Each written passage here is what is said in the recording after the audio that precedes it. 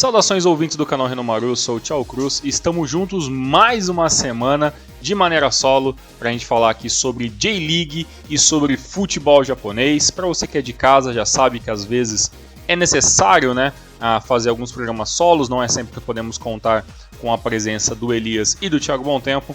Então sempre trago aí as notícias, informações e também algumas análises sobre as rodadas da J-League, O nosso último programa sobre a J-League acabou sendo no mês passado, entre as rodadas 28 e 29. De lá para cá tivemos mais algumas rodadas. A J-League finalmente entra na sua reta final. E sobre esse programa a gente vai comentar bastante sobre isso, sobre a matemática do título do Kawasaki Frontale, que está cada vez mais próximo, o seu quarto título, e também toda a luta pelo rebaixamento, além da gente dar aquela zapeadinha na J2 e também na J3. Algumas das informações que eu gostaria de falar para vocês logo no início desse programa é que essa semana, logo no começo da noite dessa segunda-feira, eu reupei o programa número 257, que foi a nossa análise sobre os jogos de outubro, da seleção japonesa pelas eliminatórias asiáticas, E vocês podem ter achado meio estranho, porque quem estava na nossa live, a gente fez uma live na semana passada, eu e o Elias, comentando ao vivo sobre os jogos, e a gente tentou fazer uma coisa diferente, que foi colocar ali os highlights juntos, de forma ali muda, para ver que talvez a gente poderia dar aquela passadinha de pano, em cima dos highlights em vídeo e não ter problemas com isso, mas infelizmente acabou não dando certo. Nossa tentativa de live com imagens, o vídeo acabou sendo bloqueado e por isso eu tive que regrupar o vídeo no formato apenas de áudio. Então, para você que escuta o Renomaru diretamente pelos aplicativos de podcast, não mudou nada. Para você que esteve na live com a gente, muito obrigado pela participação, pelo teste, que foi muito positivo e muito produtivo, mas infelizmente, por causa da que a gente tentou colocar ali alguns momentos os highlights dos dois jogos, contra a Arábia Saudita e contra a Austrália, infelizmente o nosso vídeo foi bloqueado. Então a gente vai aos poucos aprendendo a trabalhar na plataforma. Infelizmente tem algumas diretrizes que a gente tem que seguir, não tem jeito, mas para as próximas lives com certeza a gente vai fazer diferente para evitar o famoso block.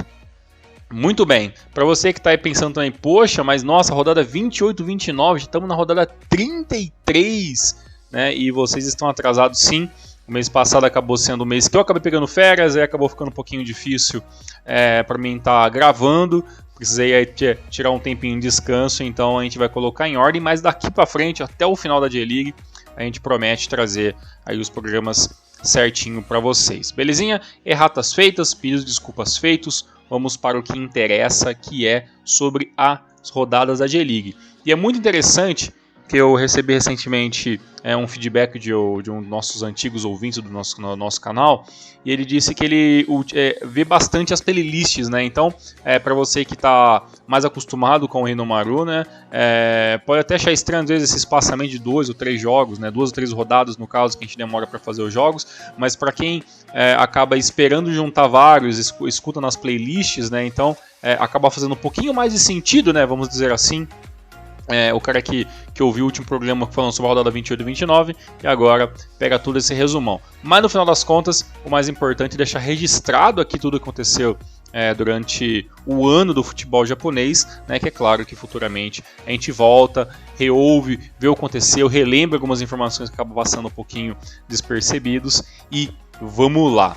Muito bem, a J-League então entra na nossa derradeira fase final, realmente já não tem muito para onde fugir.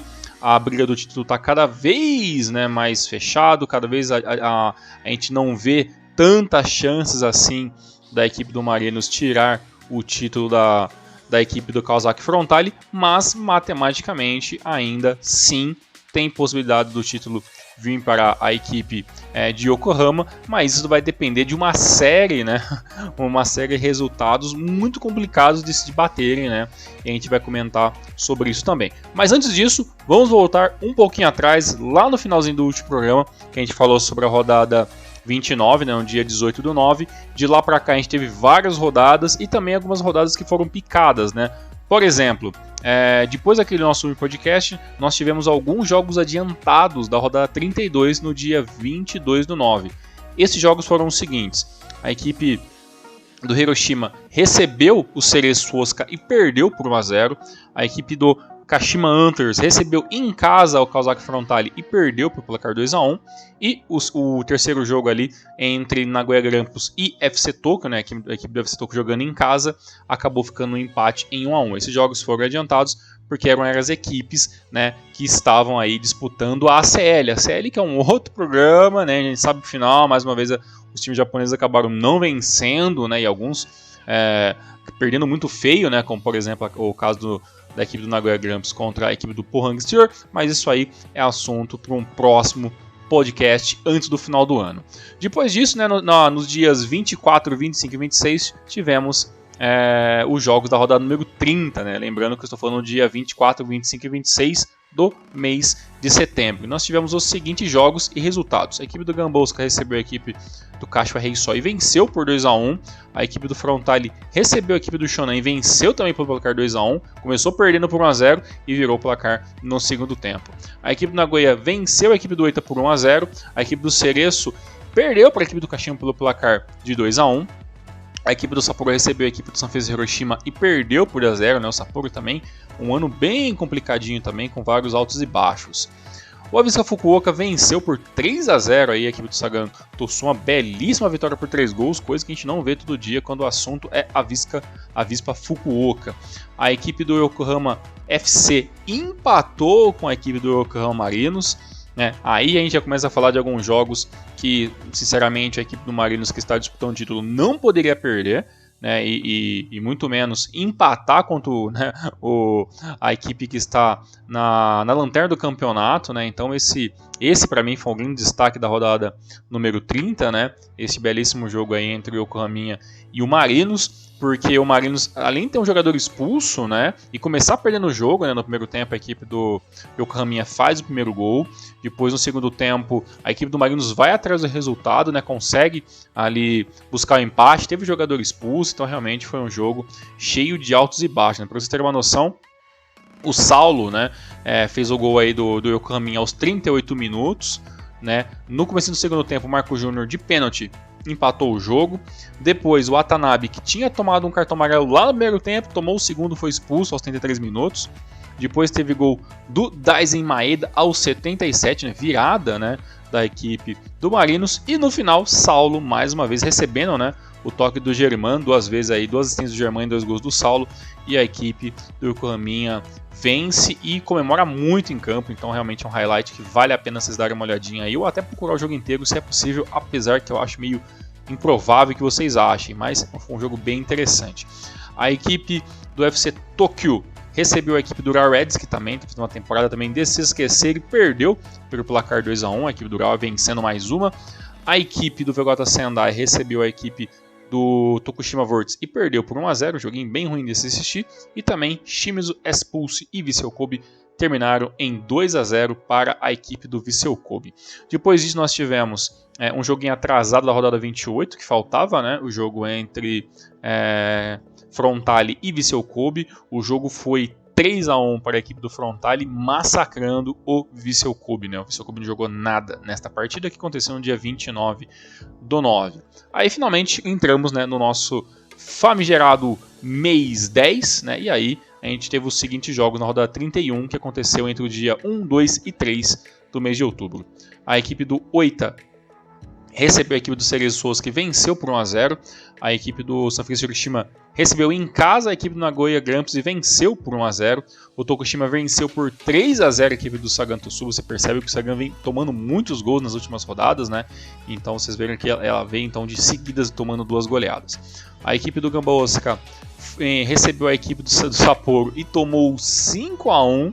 Né, a equipe talvez tenha sido aí a derrota mais acachapante, né, da equipe do Gamba Osaka na temporada. E olha que a equipe do Konzuri Sapporo nem está tão bem assim, depois a gente vai ver a parte da tabela, e mesmo assim a equipe do Gamba Osaka a equipe do Gamba que gosta de ter aquele papelão anual, né? Então 2021 não poderia ficar em branco, foi o grande papelão da rodada, a equipe do Gamba tomando de 5-1.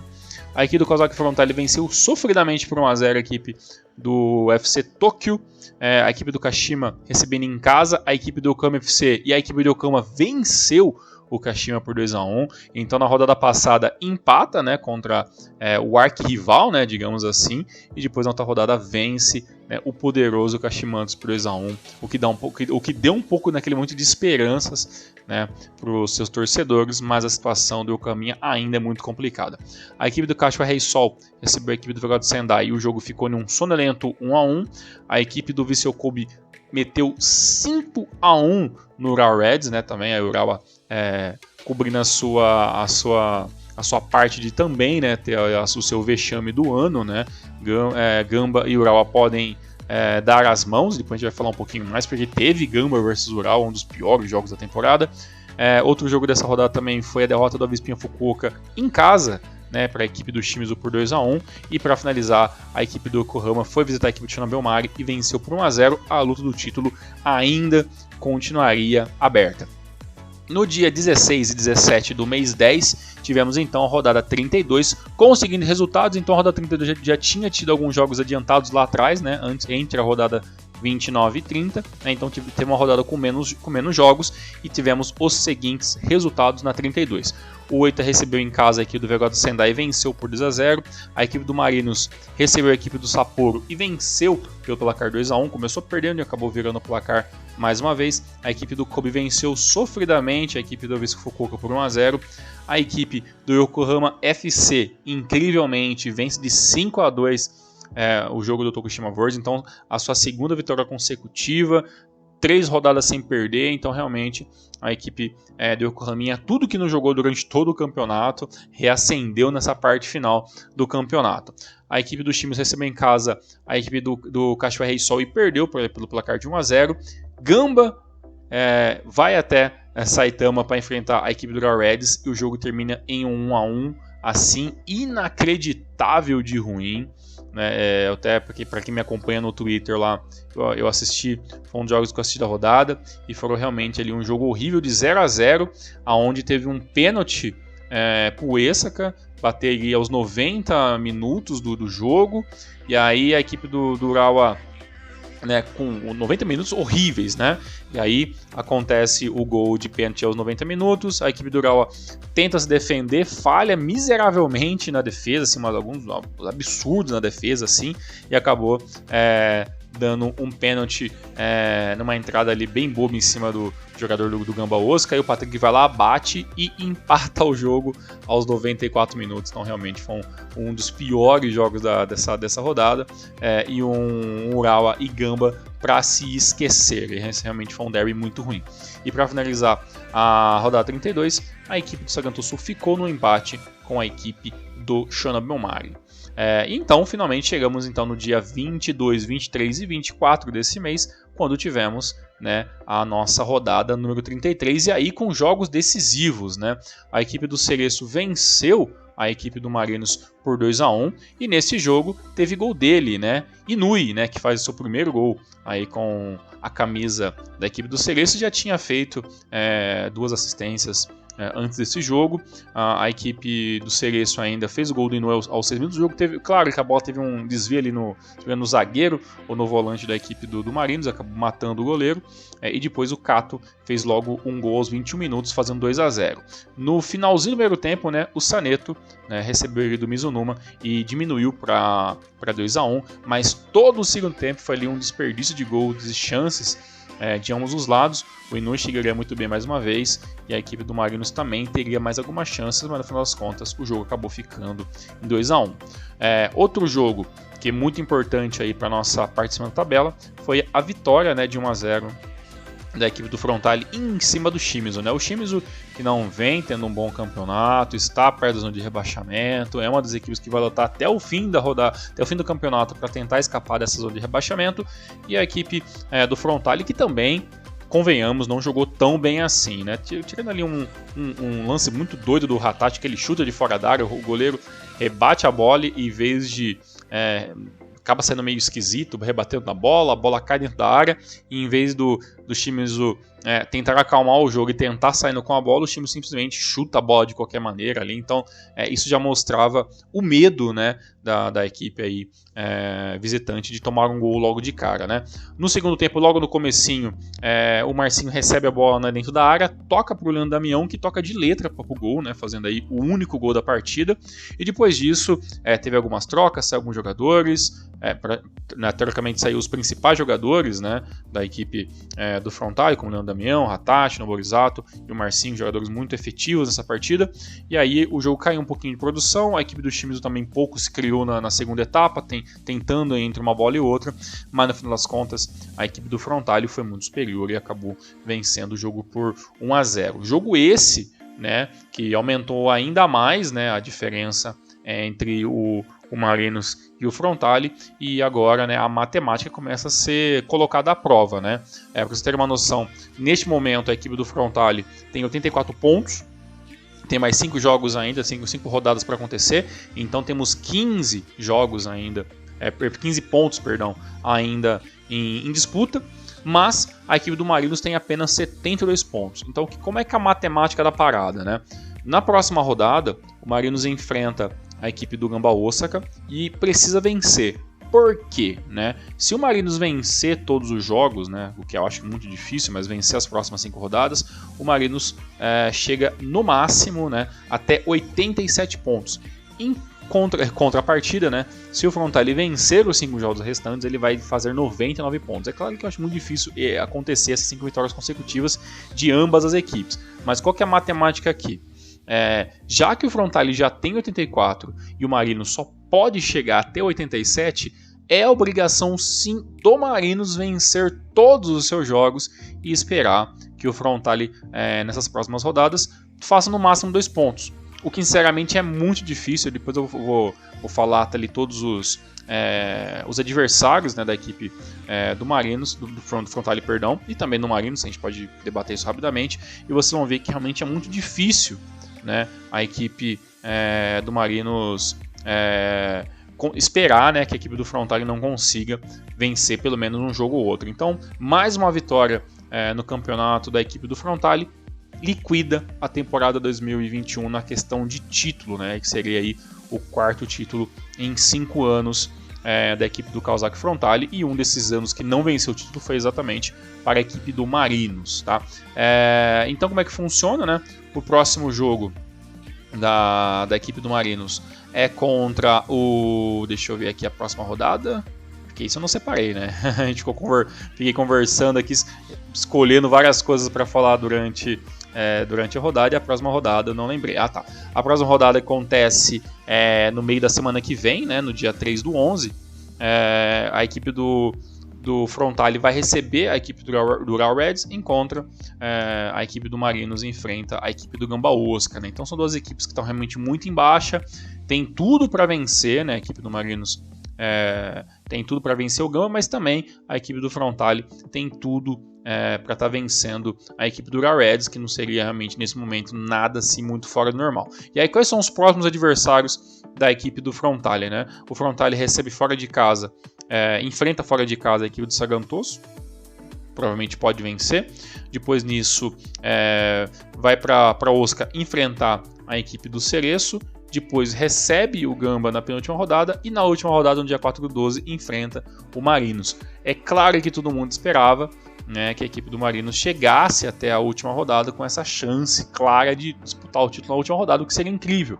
Mas pela matemática e também pelos resultados que a equipe do Marinos vem tendo, né, vários tropeços nesse meio tempo, perdendo para a equipe do Cereço, empatando com o Lanterna e rival Yokohama FC, muitos pontos foram perdidos. Para você ter uma noção, os próximos jogos da equipe do Marinos são o seguinte: enfrenta em casa a equipe do Gamba, tudo bem, pode vencer. Depois recebe a equipe do FC Tokyo, aí um joguinho mais complicado, joga fora de casa contra a equipe do Urawa, joga fora de casa em cima contra a equipe do Viseu Kobe e finaliza no dia 4/12 contra o Frontale, como eu já tinha dito antes. Então, assim, são adversários muito mais complicados, né? Então, por exemplo, Viseu Kobe pode ser um jogo complicado, o Urawa Reds tudo bem, pode vencer, mas é um jogo complicado. Acho que o jogo entre FC Tóquio é um jogo chatíssimo, mesmo que o FC Tóquio vem jogando fora de casa, por causa dos atacantes e tudo mais. Então, desses 5 jogos, né, vamos supor, esses 4, né, antes que seja a grande final ali, né, na última rodada, tem FC Tóquio em casa e tem Vissel Kobe fora de casa, né? Então realmente são jogos muito complicados que eu acho difícil, né, os pontos virem com toda a facilidade que o Marinos espera. Continuando os resultados da rodada 33, a equipe do Nagoya Grampus empatou com a equipe do Vissel Kobe em 2-2, abriu 2 gols no primeiro tempo e aí acabou tomando 2 gols na segunda etapa, né? O Nagoya que teve ali uma campanha na série muito agridoce, né? Se esperava um pouco mais, as chances poderiam ter vindo, né? Tinha tudo talvez ali para avançar um pouquinho mais ali dentro da competição e acabou sendo atropelado, né, pela equipe sul-coreana.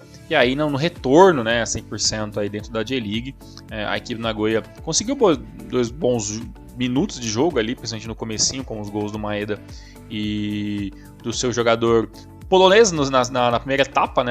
Até alguns Hinomarus que eu e o Elias a gente ficou debatendo ali, né? Como era a pronúncia correta, que agora na minha cabeça fugiu como que é a pronúncia correta, mas no segundo tempo a equipe do Vissel Kobe foi lá, voltou a jogar, né? O primeiro tempo foi bem ruim, com vários cartões amarelos até, foi um jogo bem complicado pela equipe do Vissel Kobe, mas no segundo tempo o Vermaelen deu toque ali pro Muto e Iniesta de pênalti empataram o jogo, né? Então Nagoya aí mais uma rodada sem vitória. Outro jogo bem interessante da rodada também foi o empate, né, entre Sapporo e ESEC Fukuoka. Vespinha muito interessante, uma temporada muito honesta, Sapporo nem tanto. É um jogo ali bem aberto para as duas equipes. Eu até recebi, às vezes, não nessa rodada, mas outras rodadas, recebo muitas perguntas sobre a galera que gosta aí de entrar nas apostas, né, nos bettings da vida aí, e a galera pergunta bastante para mim sobre os jogos do ABC Fukuoka, que estava cotado algumas rodadas para vencer os jogos, mesmo fora de casa, e a galera que não conhecia a equipe do ABC Fukuoka vem perguntar pra gente o que a gente acha, né? Então, fico feliz da galera aí que talvez nem é tão fã de futebol japonês, mas gosta de apostar, gosta de buscar informações sobre times e tudo mais, venha procurar a gente. E aquilo que eu falo, né? O Fukuoka é um bom time, mas jogando dentro de casa, normalmente tende a ser um pouquinho mais ofensivo, né? E nesse jogo, jogando fora de casa, é claro que a equipe do Sapporo, né, como aconteceu, teria mais posse de bola, buscaria as melhores chances, né? Mas, né, apesar dos pesares, né, a equipe do Sapporo teve mais posse de bola, mas finalizou muito pouco, né? Tanto que a equipe do Avissa bateu muito mais, teve 5 tentativas claras de gols ali, que a equipe do Sapporo teve que se virar, né? O Sugeno teve que se virar ali para defender, mas no final das contas a equipe do Avissa não foi assim tão boa na pontaria e a equipe do Sapporo conseguiu se defender muito bem e conseguiu ficar nesse 0-0. A equipe do Gamba Osaka, né, recebeu a equipe do Sagan Tosu e venceu, né? O Sagan Tosu perdeu mais uma partida e o Sami aí se consagrando mais uma vez, né? Fazia tempinho que eu não via gol do Sami pela equipe do Gamba Osaka e esse 1-0 foi mais do que suficiente, né? Uma vitória, o Gamba aí que vem de resultados muito amargos, né? Como as últimas derrotas, teve ali quase, né, a derrota para a equipe do Ural Reds, então essa vitória dá uma diminuída, né, nessa crise, né, quase que inexistente na equipe do Gamba Osaka, mas realmente a escassez de título é muito grande. O Gamba que voltou a ser muito notícia, né, entre os grupos de futebol japonês devido a mudança, né, a mudança anunciada do emblema da equipe do Gamba, né, que vai deixar de ser isso que a gente está acostumado para um bem mais estilizado, uma espécie de um G diferente e tudo mais. Isso gerou bastante discussão nas redes sociais, né, principalmente no Twitter, onde eu acompanho mais, a galera muito... eu mesmo, sinceramente, não gostei do modelo do logo, mas muita gente falando que teve uma pesquisa dentro do Japão e praticamente os torcedores gostaram e quem não é torcedor do Gamba não gostou, então praticamente meio que dizendo assim, né, em muitas aspas, né, o importante é que quem gostou seja o cara que for lá e vai comprar a camisa, e vai assistir o jogo e tudo mais, vai adquirir os produtos com o novo logo, então teve essa discussão, mas sinceramente eu vou ficar com muita saudade do logo clássico da equipe do Gambosca, que parará de ser utilizado na próxima temporada, pelo menos são as informações que a gente tem no momento, mas a gente vai deixar esse assunto de logo para a gente comentar com o Elias em um próximo programa. A equipe do Shonan venceu, né, a equipe do Yokohama FC, e aí acontece aquilo que é bem de praxe, né, do futebol, né? Você vê uma equipe que está começando a remar, né, chegou a ficar 3 pontos, né, de saída no de rebaixamento, em alguns momentos ali entre essas rodadas que empatou e venceu, e acendeu um pouquinho, né, da esperança aí dos seus torcedores, mas o Yokohama perdeu essa partida por 2-1 pela equipe do Shonan, que também precisa sim dessa vitória, e acabou aí voltando, né, a amargar a última colocação, mas agora com a diferença muito pequena, né? Então realmente o Yokohama está sim na luta para sair fora do rebaixamento, mas as coisas obviamente não saíram como eles esperavam, né? A equipe do Yokohama saiu na frente, né, com o gol do Matsuo aos 103 minutos e acabou tomando a virada, né, do Hashi aos 38 e o Yamada aos 89 minutos. O jogo entre o Tokushima e o Oita ficaram em um monorrento 1-1, né? O joguinho foi realmente bem ruinzinho, cheio de faltas no primeiro tempo, e no segundo tempo o Miyashiro fez o primeiro gol aí para a equipe do Tokushima e o Matida empatou para a equipe da Tartaruguinha. Um jogo bem interessante foi a derrota, né, em casa, né, do FC Tokyo, que normalmente é um mandante bem chato dos seus jogos, né, para a equipe do Kashima Antlers, né? O jogo começou com o gol do Arthur, né, com o toque ali do Diego Pituca, né, aos 45 minutos. No começo do segundo tempo, o Awase Ueda, o Edinha, fez o segundo gol. E aí o Watanabe apenas diminuiu para a equipe do FC Tokyo aos 75 minutos. Né? Então o Kashima consegue uma boa vitória. Importante, Kashima ainda vivo, né, por essa tentativa de disputar uma vaga na série. Não vai ser tão fácil assim, mas a equipe do Kashima busca, né, melhorar a sua pontuação na tabela.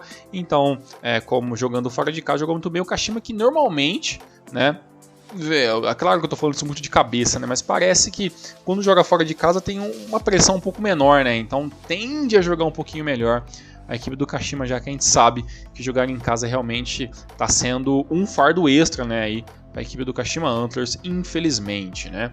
A equipe do Vegoda Sendai venceu por 2-0 a equipe do Sanfrecce Hiroshima, né? Sanfrecce Hiroshima também de mais uma temporada apagadíssima, né? Cheia de altos e baixos, tá longe de risco de rebaixamento, diferente do Sendai, mas realmente joguinho muito ruim, né? O Sekiguchi, né? Sekiguchi, recebeu o toque do Togashi, então realmente só os clássicos aí, e fez o gol logo aos 10 minutos, e lá no finalzinho, com o jogo já morto praticamente, a equipe do Hiroshima ainda tentou no comecinho do segundo tempo ainda esboçar um pouco de reação, teve mais posse de bola, principalmente na segunda etapa, mas acabou não conseguindo acertar o gol, e o Kida aos 94 minutos deu números finais à partida. E para finalizar a rodada 33, né, a equipe do Ura Reds aplicou, né, a sua goleada do ano, né, conseguiu aí reverter aquele resultado ruim que vinha tendo aí, acabou vencendo por 5-1, né, a equipe do Rei Sol, e muitas a gente falou aqui no Renomaru durante essa temporada que o Rei Sol deixou muito a desejar, né, caiu, voltou para a primeira divisão, mas realmente uma temporada muito ruim, perdeu jogadores importantes como o Esaka, né, para o próprio Ura Reds, e acabou aí tendo essa temporada tão complicada, cheio de altos e baixos, mais baixos do que altos, e a equipe do Rei Sol, sim, uma das equipes que, na minha opinião, tem que já começar a pensar em, obviamente, se manter na primeira divisão, que ainda não está 100% salvo, e também reforços, né, porque realmente a equipe do Rei Sol está caminhando em campo, né, jogos bem ruins, eu sinceramente não vi nenhum bom jogo da equipe do Caixa Rei Sol nessa temporada. Gols de Yuruki aos 15 minutos, depois Sekine aos 21, Yuruki aos 23 novamente, depois ele teve o gol do Marco Salve aos 33 diminuindo para 3-1, depois o Casper Jungler aos 45 minutos, e no final do jogo, né, no comecinho do segundo tempo, aos 59 minutos, teve gol do Esaka com toque ali do Koizumi, né, Koizumi que deu uma belíssima assistência, né, entre outras assistências que a equipe do Urawa fez na temporada, né, nessa partida, perdão. E a equipe do Urawa venceu por 5-1, lavando a alma, né, dos resultados ruins que a equipe do Urawa vem tendo. Muito bem, falando então da nossa classificação agora, né, de como ficou, né, a J1 2021 até, né, a presente a presente rodada, né? Uma coisa bem interessante que eu estava até dando uma olhada mais cedo, né? O Thiago Bom Tempo colocou ali no seu perfil, que já tem um ranking ali, né, dos melhores jogadores da temporada até o momento, né? E tá ali uma briga entre o Daisen Maeda, né, do Marinos, o Ryoho Kikuchi, né, da equipe do Vissel Kobe, e o Leandro Damião, da equipe do Kashima, né? Entre esses três, provavelmente deve ser ali o prêmio de melhor jogador do ano. Acredito até que por mais que talvez que o Frontale vença o campeonato, né? Acho que fica entre o Leandro Damião e o Daisen Maeda, que também fez uma temporada muito boa também. E seria legal, né? O Daisen conseguir esse título, né? De MVP, né, da temporada, até porque, para quem já está um pouquinho mais atento, né, dentro das notícias do futebol japonês, o Daisen, ele é um dos jogadores que o Poteskougou quer levar, né, para a equipe do Celtic, né, onde está jogando Furhat nesse momento, né, então provavelmente pode ser o destino aí do Daisen Maeda no final da temporada 2021, isso se já não tiver resolvido e ninguém está querendo contar muito, né, mas essas informações ainda a gente não tem. Falando sobre a tabela, né, a equipe do Frontale líder, né, com aí 84 pontos, muitos pontos à frente do segundo colocado Marinos, né, com os 32. Em terceiro aparece o Vissel Kobe com 61. Olha a diferença, a gente fala assim, nossa, olha a diferença do Frontale para o segundo colocado, né, mas também a diferença do Marinos para o terceiro colocado também já é de 11 pontos, né? Então o Vissel Kobe, terceiro colocado com 61 pontos. Um pouquinho abaixo dele está a equipe do Nagoya Grampus, né, com 58. Em quinta aparece a equipe do Ura Reds. Né? Apesar de tudo, o Ura Reds está em quinto com 58 pontos. A equipe do Kashima aparece em sexto, né, e também cheio de altos e baixos com 56 pontos. Ainda a disputa está muito aberta, né, tem 15 pontos ainda em disputa. Muita coisa pode acontecer. Em sétimo colocado aparece a Gantosuke, né, que já esteve lá em cima, mas já não vence, pelo menos nas últimas 5 rodadas foram 3 derrotas e apenas 2 empates. Em oitavo aparece muito bem a equipe do Vissel Fukuoka com 47 pontos. Em nono aparece a equipe do FC Tokyo com 46 pontos. Com 45 em décimo aparece a equipe do Sanfrecce Hiroshima, né, que realmente é aquela temporada bem sem sal, sem açúcar. Em 11º aparece a equipe do Sapporo. Entre dessas últimas 5 rodadas conseguiu pelo menos uma vitória. Em 12º aparece a equipe do Cereçu Osaka com 42. E aí depois entra para aquela turma que eu acho que são a galera que pode disputar uma vaga no rebaixamento se não abrir o olho, né? Que é a equipe do Gamba Osaka em 13º com 37 pontos. Mesma numeração do 14º, que é o Kashiwa Reysol. Por que eu falo quase, né? Com 37 pontos, sendo que o número mágico aí, né, de sair do rebaixamento neste momento seja 45, né, e daqui a pouco eu vou explicar por que 45, eu ainda acho que mesmo que não chegue aos 45 pontos, o Gamba e a equipe do Kashiwa Reysol consegue aí, sei lá, com 40, 42 pontos sair, fugir meio que sem muitas dores de cabeça. Eu lembro sempre que o Elias fala, né, que 43 pontos é meio que aquele número mágico, né, de saída do rebaixamento. Então com 37 e pelo nível, né, das equipes que estão na parte de baixo da tabela, não que o Gamba e o Kashiwa não estejam nessa parte também, eles também fazem parte dessa zona bem ruim da temporada, mas ali pelo menos meio degrau acima dos demais. Acredito que esses times só vão ter problemas de rebaixamento, né, de lutar aí por rebaixamento literalmente, se eles não abrirem o olho. Tem tudo para conseguir pelo menos mais uma vitória nos próximos jogos e aí ficar um pouco mais tranquilo na casa dos 40 pontos. E aí começa aquela turma que para mim já está no desespero, né, que é aqui nos times o que está no desespero praticamente o ano todo, né, em 15º com 32 pontos, a equipe do Shonan em 16º é a primeira equipe fora da zona de rebaixamento com 31 pontos, e aí depois vem todo mundo muito próximo, né? Em 17º e, né, a primeira equipe dentro do rebaixamento é a equipe do Kashima Vortex, né, com 30 pontos. Em 18º está o Oita com 28 pontos. Em 19º está a equipe do Vegota Sendai com 26. E em último colocado está a equipe do Yokohama FC com 25 pontos. Por que eu falei que a equipe do Gamba e do Kashiwa Reysol estão um pouquinho mais tranquilos do que isso? A equipe do Tokushima é a primeira equipe, né, dentro do rebaixamento, né, o 17º, e tem, nesse momento, 30 pontos. E tem mais 15 pontos em disputa, podendo chegar até 45. Né? Então, praticamente, o 10º colocado, que é o Hiroshima, para cima, já está 100% livre de rebaixamento. Já a equipe do Gamba e do Caxias pelo menos tem que fazer, que eu falei, 40, 42, 43 pontos para ficar um pouco mais tranquilo. É claro que quem fazer 45 primeiro está livre automaticamente, tem condições para isso, né? Só ver ali a tabelinha de ambos os times. E obviamente eu não acredito que nenhuma equipe que esteja aí no Z4 faça 15 pontos, né? Então é claro que dificilmente o Tokushima vai vencer 5 jogos e fará 45 pontos de uma vez, né? Mas é uma especulação. Então, dentro do rebaixamento, né, temos aí 5 equipes com praticamente 5 pontos de diferença, né? A diferença entre o Tokushima, que é o 17º, e o Yokohama é praticamente apenas 5 pontos, 30 pontos contra 25. Então tem muita coisa para acontecer, são 15 pontos em disputa.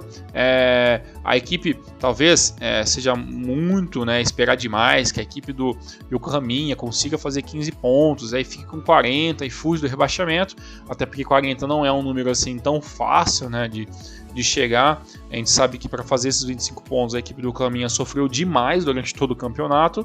Então, né, praticamente eu acredito aí que infelizmente Shimizu, Shonan, Tokushima Vortis e Oita sejam realmente as equipes que têm um pouquinho de chance de sair do rebaixamento. E claro, né, não dá para descartar 100% o Velvet Sendai, mas também a temporada não é nada boa. E também o Yokohama mostrou que, apesar dos números serem muito contra, né, tudo que o Yokohama FC fez na temporada 2021 e também 2020, mas matematicamente ninguém está rebaixado. Muito bem, para finalizar nosso programa, vamos falar aí rapidamente, né, sobre J2 e J3, né, que teve os seguintes resultados e também já está começando a chegar na sua derradeira parte final. A equipe do Sagamihara na rodada 35, né, que é a rodada atual aí da segunda divisão, o Sagamihara empatou com o Kanazawa em 1-1, a equipe do Yamaga perdeu por Yukio por 2-1. A equipe do Kyoto empatou com a equipe do Renouf em 1-1. Esse jogo passou pelo YouTube, né, no link da J-League Internacional, então sempre fiquem de olho por lá. Joguinho bem ruinzinho, digamos, bem corrido, mas bem ruinzinho tecnicamente. Acabou ficando em 1-1. Ponto esse que poderia ter virado 3 e a equipe do Kyoto poderia sim colocar uma pressão literalmente no líder do campeonato. Mas eu vou falar daqui a pouco sobre isso. A equipe do Machida Zelvia empatou com o Totig em 0-0. A equipe do Mito Holy Hulk empatou, né, com o Fagiano Okayama por 1-1. A equipe do Verde tomou de 5-1 do Jeff. Olha o Jeff aí, 5-1 em cima do Verde. A equipe do Jubiluata empatou com o Ehime também, né, por placar de 2-2 dessa vez. O Júbilo que ainda começou ganhando por 1-0 no primeiro tempo e depois acabou cedendo um empate. A equipe do Oberex Niigata perdeu para o Blauts Akita por 2-1. O Kofu venceu a equipe do Vivari Nagasaki por 2-1. O Omiya venceu o Kitakyushu por 3-1. E, né, o Yamagata, né, Monte de Yamagata, venceu o Kusatsu pelo placar de 1-0. Como que está a situação da J2, né? Questão de tabela, né? Já foram 35 jogos, né? Ainda tem algumas rodadinhas para acontecer. Na parte de cima da tabela até que não mudou tanta coisa, né? E só para a gente estar lembrando, né? A J2 vai até a rodada 42, então tem bastante ponto pela frente ainda aí para ser disputado, mas basicamente quem está em cima vai continuar lutando contra quem está em cima e quem está embaixo vai estar lá sofrendo, né? Até porque a gente sabe que temos aí 4 equipes que vão cair, né, para a terceira divisão, né? E apenas 2 que vão subir para a primeira divisão. Então em primeiro está o Jubiluata com 74 pontos. Com 72 aparece a equipe do Kyoto, né? Então 2 pontinhos de diferença.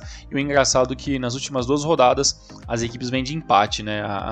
O Júbilo empatou com o Totig, né? E empatou com o Ehime, e a equipe do Kyoto empatou com o Kusatsu e agora também empatou com o Renofa, que teve um jogador a menos e mesmo assim a equipe do Kyoto não conseguiu vencer. Em terceiro colocado aparece o Kofu, muito bem colocado na terceira colocação, com 66 pontos. Das últimas 5 partidas venceu 4 seguidas, né, uma boa subida aí, escaladinha aí da equipe do Kofu, né, mas infelizmente já está a diferença um pouquinho grande, dá para tirar matematicamente falando, mas eu acho um pouquinho improvável. Em quarto aparece aqui o Vivari Nagasaki, que já quase liderou o campeonato, né, em quarto com 102 pontos. Em quinto aparece a equipe do Oberex Niigata, muito bem, né? Comparado com tudo aquilo que o Oberex já sofreu nos últimos anos na segunda divisão, está em quinto nesse momento, é muito bom. né? Em sexto aparece a equipe do Montedio Yamagata, né? E com 61 pontos também. Em sétimo aparece o Matida Zelva, né, com 59, muito bem o Matida também na minha opinião. O Ryukyu aparece em oitavo com 55. E aí depois, né, vem as várias turmas aí na casa dos 53 até os 50, né, que é a equipe do Chiba e a equipe do Mito. Né, e depois tem o Fageno Kayama em 11º com 45, depois o Verde lá embaixo, 12º com 44. O Blaublitz aparece em 13º com 42, o Totig em 14º com 38. O Omiya, né, o Omiya Ardilha que quase, né, flertou aí com o rebaixamento, já aparece fora da zona de rebaixamento com 37 pontos, né, 3 a mais do que o 16º, que é o Renault Yamaguchi, né, que tem 34, e depois aparece o Kusatsu em 17º também com 34, o Kanazawa em 18º com 33, e aí, né, vem a Z4, e olha, mesmo que o Omiya esteja em 15º com 37, a diferença para o último colocado é só de 7 pontos. E como tem muitas rodadas pela frente, muita coisa pode acontecer. O Ehime é o 19º com 33 pontos, mesma numeração que o Kanazawa, que está fora de zona de rebaixamento. Em 20º aparece o Kitakyushu com 31, mesma numeração, né, do Matsumoto Yamaga, né, que tem 31 pontos. E o Sagamihara, né, que é a equipe do Fujimoto, tem 30 pontos e é o lanterna da competição. Então tem bastante coisa para acontecer. A parte de rebaixamento da J2, acredito que deve ter mais equipes que podem estar lutando, né, contra esse rebaixamento do que até a própria J1. Eu acredito ali que até o Omiya, talvez o Totig com 38 pontos, são as equipes que mais ali vão estar ainda desesperadas, né? Acredito que o Blaublitz, que já é o 13º, tem 42 pontos, a diferença já seja um pouquinho difícil, né, para a equipe que está lá embaixo fazer, né, tirar uma diferença de pontos aí de praticamente 12 pontos, acho muito difícil. Então acredito que até ali o Omiya, se o Omiya vencer mais uma partida, acredito que fica um pouco mais tranquilo na casa dos 40 pontos também, mas aí o restante vai ter muita coisa para acontecer na parte de baixo da tabela, e na parte de cima, né, acredito que vai ficar entre Júbilo e o Kyoto ali disputando cabeça a cabeça, o Júbilo um pouquinho melhor. E para finalizar o nosso programa de vez, vamos passar por ele, né, a nossa querida, né, nossa incrível, né, terceira divisão, a J3, que na rodada 24 teve os seguintes resultados, né, o Gifu venceu o Nagano Parsino por 3-2, o Roaz Komoto empatou com o Kamatamare Sanokin 0-0, o Fukushima United venceu o Tekevaro Miyazaki por 2-1, o Imabari venceu por 4-2, né? O Toyama, ele 4-2 em cima do Katara Toyama, muito bem. O nosso Yokohama venceu o Vanhari Hachinori por 2-1. O Kagoshima United venceu por 3-1 o Azul Claro no Mazo. E para finalizar a rodada, o Fujieda, equipe do Thiago Bontempo, empatou com o Gurion Morioka em 2-2. A situação, né, da terceira divisão na questão de tabela está o seguinte, né? Lembrando que apenas os 2 primeiros são rebaixados, né? E aí tem toda aquela maluquice, né? Pelo menos são 2 promoções diretas, né? O rebaixamento, e aí depois tem outras matemáticas que envolvem aí quem cai ou quem não cai. O Roaz Komoto é o líder, né? Ainda a competição com 46 pontos. Em segundo aparece ali o Tekevaro Miyazaki com 43. Em 41 aparece já o Katara Toyama, 41 pontos. Em quarto aparece a equipe do Fukushima United, e em quinto o Gurion Morioka com 39, um ponto a menos do que o Fukushima, que tem 40. Em sexto, aí acredito que já completamente fora de luta por título, né, a equipe do Gifu, tem 36 pontos. Em sétimo aparece o Kagoshima United com 32. Em oitavo, o nosso Yokohama, que muitas vezes já foi aí, pelo menos 1 ou 2 temporadas, acabou sendo lanterna ou quase lanterna, né, quando tinha ali as equipes sub-23, está em oitavo com 31 pontos. E nono aparece o parceiro Nagano com 27, mesma numeração do Fujida, que é o 10º. Vanhari Hachinori aparece em 11º, Azul Claro em 12º com 21, 4 a menos do que o Vanhari Hachinori.